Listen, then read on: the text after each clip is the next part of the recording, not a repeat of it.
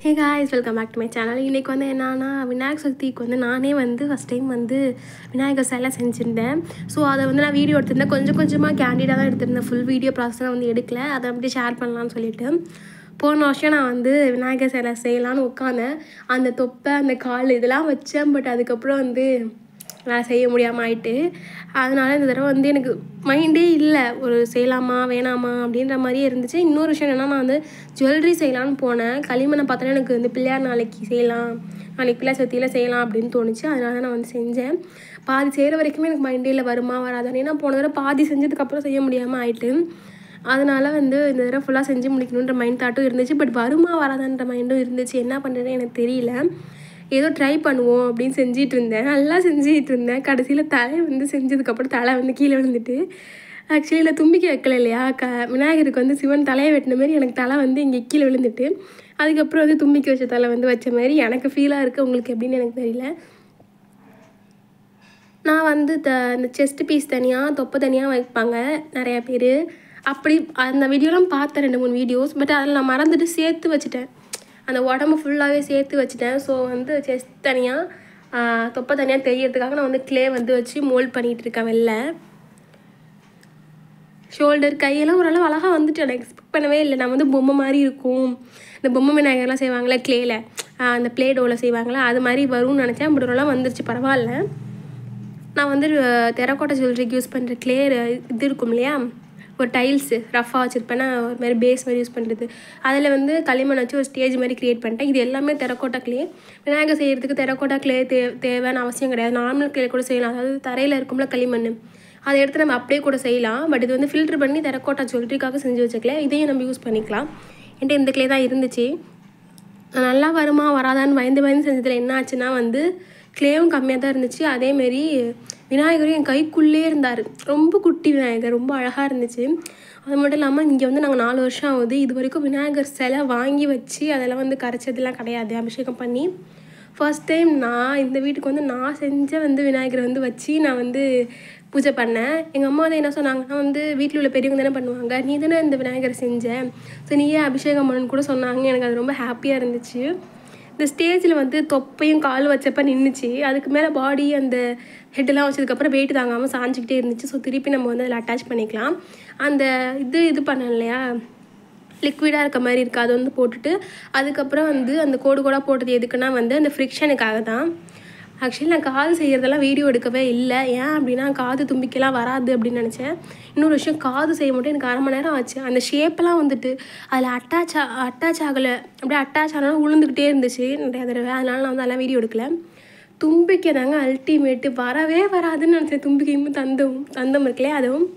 But என்னென்னா தும்பிக்கை வந்து சும்மா க்ளே ஒரு அளவாக எடுத்து இப்படி சுருட்டிட்டு இப்படி திருப்புறேன், அழகாக வந்துச்சு. தும்பிக்கை ட்ரையே பண்ணல, ஃபஸ்ட்டு ட்ரைலே வந்துச்சு. காது தான் ஈஸியாக வரும், நம்மளுக்கு ரொம்ப ஈஸியாக இருக்கும், வேலை முடிஞ்சிடும்னு நினச்சேன். பட் தும்பிக்கை தாங்க சரியான ஈஸியாக வந்துச்சு. எனக்கு நம்பவே முடியல என்னால்.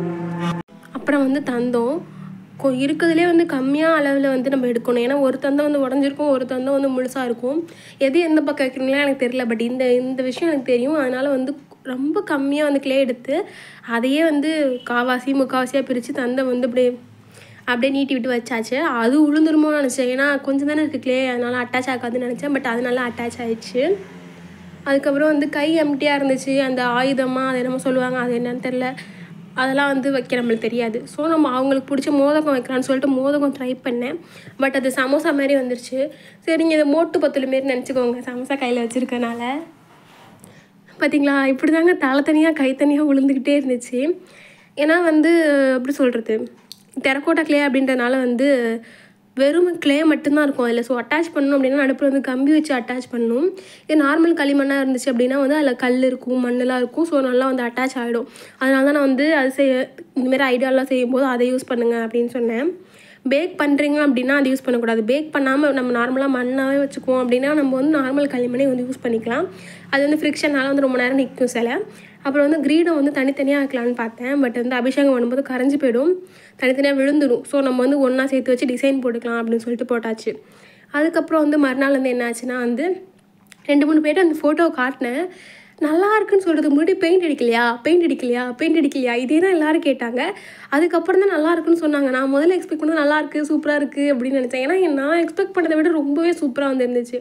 நான் பொம்மை மாதிரி வரும்னு தான் நான் எக்ஸ்பெக்ட் பண்ணேன். பட் நிறையா பேர் கேட்ட விஷயம் வந்து பெயிண்ட் அடிக்கலையா. ஸோ மறுநாள் அதை பண்ணிவிடுவோம் அப்படின்னு சொல்லிட்டு இப்போ பண்ணிகிட்ருக்கேன். இது என்னென்னா விநாயகர் சதுர்த்திக்கு முன்னாடி நாள் நைட்டு பண்ணிகிட்ருக்கேன்.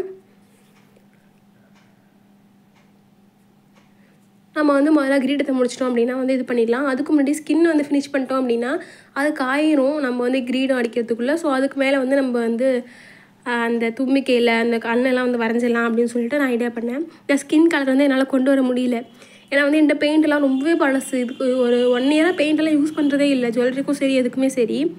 அதனால் வந்து எப்படி வரும்னு தெரில. பட் வந்து white, red, pink, orange, yellow 5 கலரையும் சேர்த்து கொண்டு வந்தேன். இது எல்லாமே கொஞ்சம் கொஞ்சம் தான். ஒயிட் தான் நிறையா சேர்த்து கொண்டு வந்துட்டேன். பரவாயில்ல, ஓகேவாக இருந்துச்சு. அதுக்கப்புறம் ஃபுல்லாக இந்த கலரே கொடுத்து கொஞ்சம் எம்டியாக இருக்க மாதிரி இருந்துச்சு. அதனால் அந்த நெத்தியில் பொட்டெல்லாம் வச்சேன், கண்ணெல்லாம் வரைஞ்சேன். ரொம்ப அழகாக இருந்துச்சு. அப்புறம் வந்து தந்தத்துக்கு வந்து ஒயிட் கலர் கொடுக்கணும். அப்புறம் வந்து தும்பிக்கையில் வந்து கீழே ரெட் கலர் கொடுத்தேன். கொஞ்சம் வித்தியாசமாக இருந்தாலும் அது யூனிக்காக இருந்துச்சு, எனக்கு ஃபீல் ஆனிச்சு. அப்புறம் வந்து காது வந்து ரோஸ் கலரில் தானே இருக்கும் பெருசாக இருந்தாலும். சரி ரோஸ் கலர் கொடுத்தோம்னா ஒரு மாதிரி ஆடாக தெரியும் அப்படின்றதுனால வந்து நான் அவுட்லைன் மாதிரி மட்டும் கொடுக்கலாம் அப்படின்னு சொல்லிட்டு ரெட் கலர் வந்து கொடுத்துட்டு இருந்தேன். இந்த டூல் என்னென்னு பார்த்தீங்கன்னா வந்து குவில்லிங்கில் வந்து இயரிங் செய்வோம்ல பேப்பரில் வந்து சுருட்டி அந்த டூல் தான் இது. அது ஒரு காலம் ஒரு 10 வருஷத்துக்கு முன்னாடி செஞ்சது. அந்த டூல் மட்டும், இந்த ஒரே டூல் மட்டும் தான் என்கிட்ட இருக்குது. அந்த பேப்பர் கூட என்கிட்ட கிடையாது. செம்ம ட்ரெண்டிங்கில் இருந்துச்சு. நான் ஸ்கூல் படிக்கும்போது அதை வந்து செஞ்சு விற்றுலாம் இருக்கேன். பட் 10 ரூபா 20 ரூபாய்க்கு விற்பேன். அதுக்கு மேலே வைக்க மாட்டேன் ஃப்ரெண்ட்ஸ்கிட்ட. அதுக்கப்புறம் வந்து ஜுவல்லரிக்கு வந்து கோல்டு அண்ட் ரெட் வந்து கொடுத்தேன். எல்லோ கொடுக்கலான்னு பார்த்தேன். எல்லோ வந்து ஒரு மாதிரி பிரைட்னஸே இல்லாமல் டல்லாக இருந்துச்சு. அதனால் நான் வந்து கோல்டும் ரெட்டும் வந்து கொடுத்துட்டேன். ஃபுல்லாகவே பிள்ளையார் வந்து ரெட்டுனால தான் வந்து அலங்காரம் பண்ணியிருக்கேன். அப்புறம் வந்து க்ரீன் கலர் பேண்ட்டுக்கு கொடுக்கலாம் ட்ரெஸ்ஸுக்குன்னு பார்த்தேன். பட் வந்து க்ரீன் கலர் எனக்கு வந்து என்னோடய பெயிண்ட் வந்து செட் ஆகலை, நல்லா இல்லை. எல்லோ கலருமே வந்து ஒரு மாதிரி லிக்விடாக இருக்குது, அடித்த மாதிரியே தெரியல. அப்புறம் அதில் வந்து ஒயிட்டு கொஞ்சம் ஆரஞ்செல்லாம் மிக்ஸ் பண்ணி ஒரு மாதிரி கலர் கொண்டு வந்து அடிச்சிருக்கேன். பட் வீடியோவில் பார்க்க எல்லோவாக தான் தெரியுது. அதுவுமே ஒரு மாதிரி இருந்தனால நான் வந்து அங்கங்கே வந்து ரெட் கலர் வந்து கொடுத்துருக்கேன். அந்த ட்ரெஸ்ஸோட டெக்ஸ்சருக்காக வந்து ரெட் கலர் வந்து நான் கொடுத்துருக்கேன். அங்கே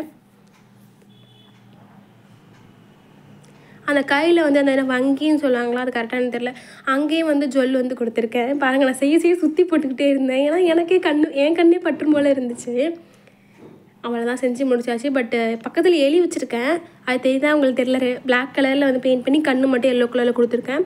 பட் என்னென்னா அந்த ஸ்டேஜ் வந்து உடஞ்சிருச்சு. கொஞ்சம் காய வந்து டெரக்கோட்டா கிளே வந்து உடையத்தான் செய்யும், நம்ம ப்ராப்பராக பண்ணல அப்படின்னா.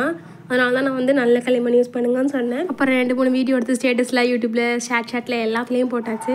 அதுக்கப்புறம் அன்றைக்கி ஈவினிங் வந்து பெரியம்மா வீட்டுக்கு போயிருந்தோம். அங்கே வந்து தெருவில் வந்து ஊர்வலம் நடந்துச்சு. எப்போயும் ரொம்ப கிராண்டாக நடக்கும். ஏன்னா அந்த தெரு ஃபுல்லாகவே வந்து செலிப்ரேட் பண்ணுவாங்க, நல்லா லைட்லாம் போட்டு.